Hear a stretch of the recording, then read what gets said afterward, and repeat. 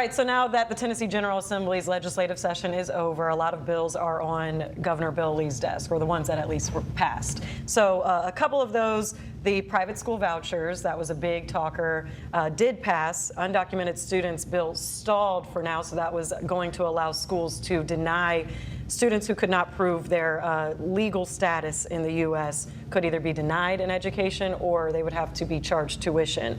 And then that one stalled. So then Dismantling DEI Act passed, which would have allowed local governments and public universities to do away essentially with diverse hiring practices. That one did pass. Governor Bill Lee's $59.8 billion budget ultimately passed. And then one that is not on here that I think is important to start this conversation, just coming off of Memphis-Shelby County Schools, was a bill with Representative Tory Harris and Senator Brent Taylor that shifted elections so that school board elections happen at the same time as county commission elections. So this obviously would have a direct impact on all of the board members that elected former Superintendent Dr. Marie Fagan. So I will let Cardell, do you want to kind of lead us off here on just the initial passing of this bill and what that kind of means for the upcoming election season? So I think that it was well-meaning and has some kind of false premises or assumptions in it. Like one is that's been passed around is that a lower turnout gives you lower results. Like in general, most of elections kind of follow what the trend is going to be, whether it's lower turnout, higher turnout. And it's interesting for the county commission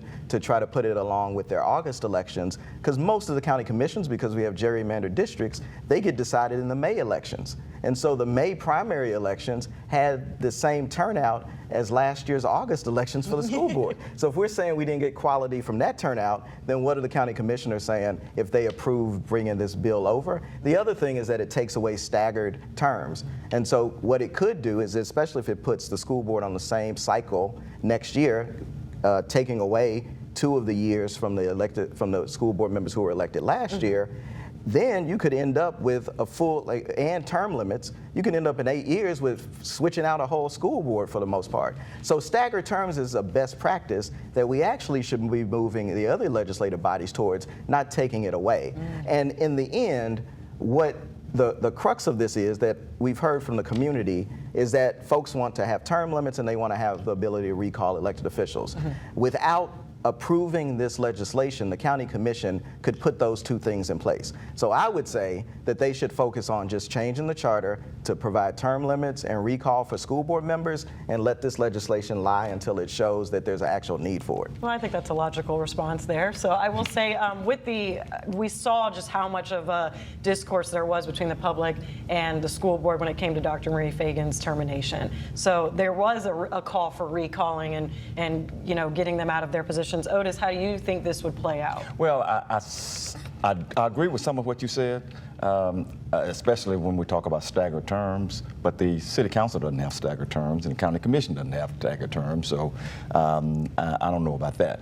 I'm in favor, though, of putting the school board elections with that August election, even though you're right. The decisions are pretty much made in the primaries, but the decision on the county mayor, which is also in that August election, that's an interesting race there. And so the school board would be with that election as well.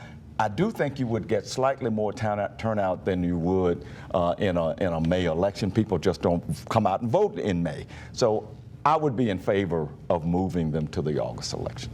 And your thoughts, Twan? Well, my thoughts, I agree with both of them. I agree with both of them, but I didn't put too much weight in this because it goes back to the county commission.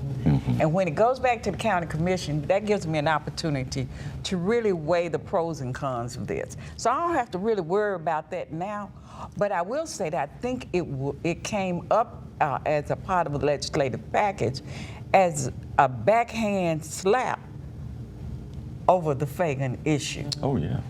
To the school board, which I think is inappropriate, because you probably heard from some of the people who really support the former superintendent, but a lot of people who you never hear from are silent listeners, and they may be the majority, who just want to wait and see what happens and allow the school board to be accountable for its own actions.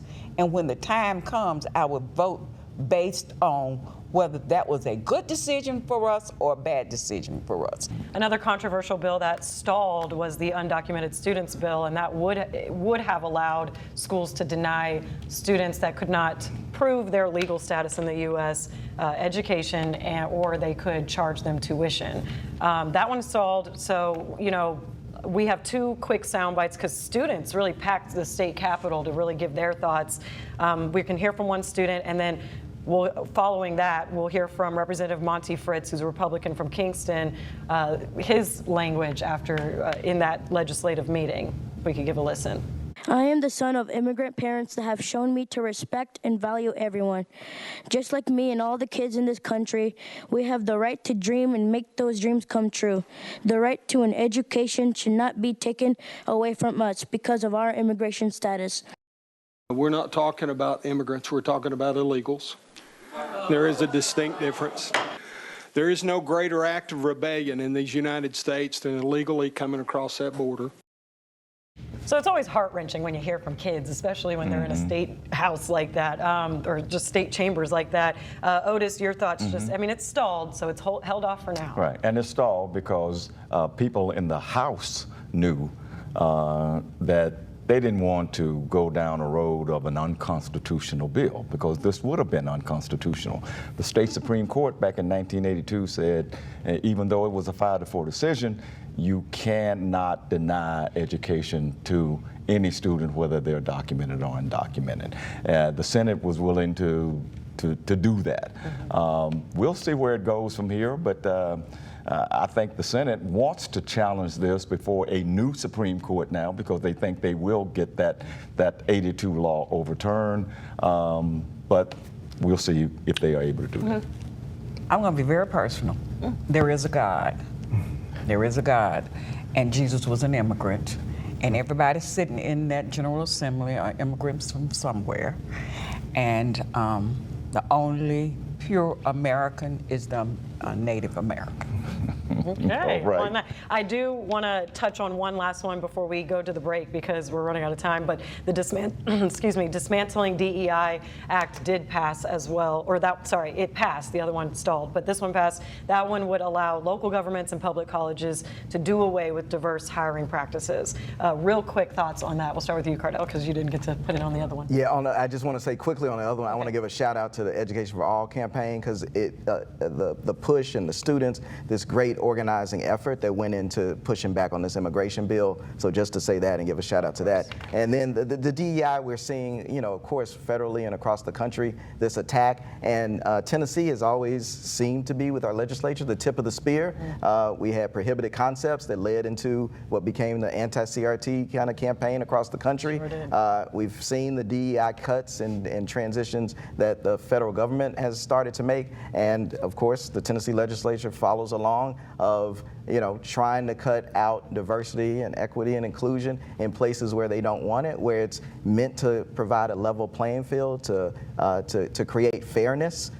So we always have to think about, when we say we don't want diversity, equity, and inclusion, then what does that say that we do want? We do want exclusion. We do want people pushed out. 10 seconds here. Yes. I was born in the 50s, grew up in the 60s. I know what racism and discrimination looks like. DEI is not that. Dismantling it is just following the orders coming down from a president who is against this. And shame on the legislature for doing it. Well, Real quick. All right, real quick. I hate they're doing that to all those white women, because data and statistics have proven DEI programs have helped white women more than any other group. And I just can't imagine them doing that to all those white women.